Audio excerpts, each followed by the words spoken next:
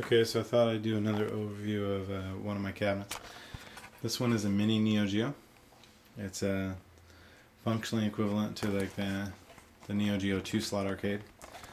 Don't know how good of a view you can get, but it's actually quite a bit smaller than a real arcade. It was meant for kids at, to my knowledge, McDonald's and Disney World. This one's in really good shape. It has a rare Ronald McDonald marquee, and the control panel is still in perfect shape. LEDs work. Serial number is really low on it. It has corner protectors. It's actually in really good shape. I've seen three others of these, but they weren't in quite as good shape. They were actually pretty beat up and had different control panels, etc. These have a 13-inch monitor. Right now, I have a bunch of these mini marquees that go in, show which game is in, but I just want to put 2 generic ones in there. I only have 1 generic one. I just haven't bothered getting another one.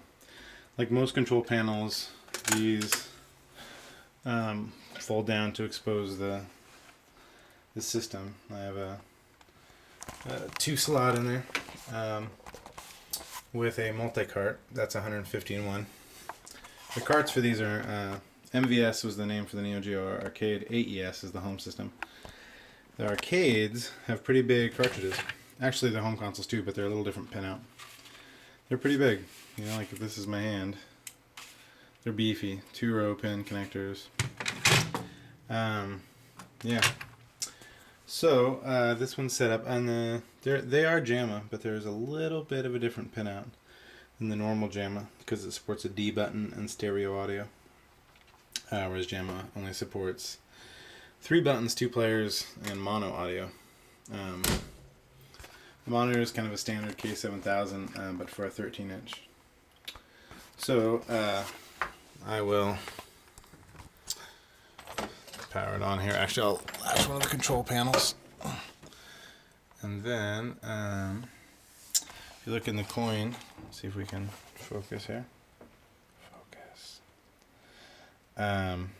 You can't see inside. Yeah, there's a power switch, test and service, etc. Just like a lot of arcades. But yeah, the wiring's perfect. Flip it on. Right now, like I said, I only have 1 game, and it boots to a Neo-Geo multi-cart with 150 in 1 games. So as you can see, again, I've rebuilt the monitor pretty well. Cap kit, flyback replace, etc. Make it look really good. There is a tiny bit of burn-in on the bottom of this monitor where it says the level. You can't see it. Only on a few games have I ever seen it, and since every Neo-Geo game shows a level, the difficulty level, you never actually notice it hardly. But I'll show... What's a good game to show? Well, classic Metal Slug's pretty good. Yeah, there's a ton of games. Some of these are bootlegs. These 150 in 1 carts. There's been some controversy whether they're crap or whether they're as good as the real carts. The reality is that when they take the dumps of the real games, they just replace the EEPROMs with flash memory and then do kind of intelligent banking from these menus. So as long as the ROMs that you're still susceptible to the quality of the flash memory and the speed of the memory, but they're functionally exactly the same as the full game. So I can boot up a classic here. So you press A or D and it'll launch the game. If you want to go back to the menu, you hold 1 player start for 5 seconds or so. Right now I have no free play because who cares. So you should just be able to press start.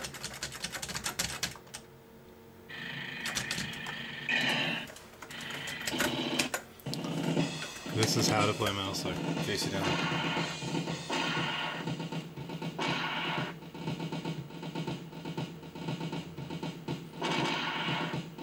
And all the options still exist to go into each option of each game. You have to launch the game and then go into the options of this game, the system options. It'll treat it like it's the real game. Then you select them. They're pretty good. So yeah, when it's on, it's small and cute, and like I said, LEDs on the thing work when you get coins in. Yeah, that's my mini video. Thanks.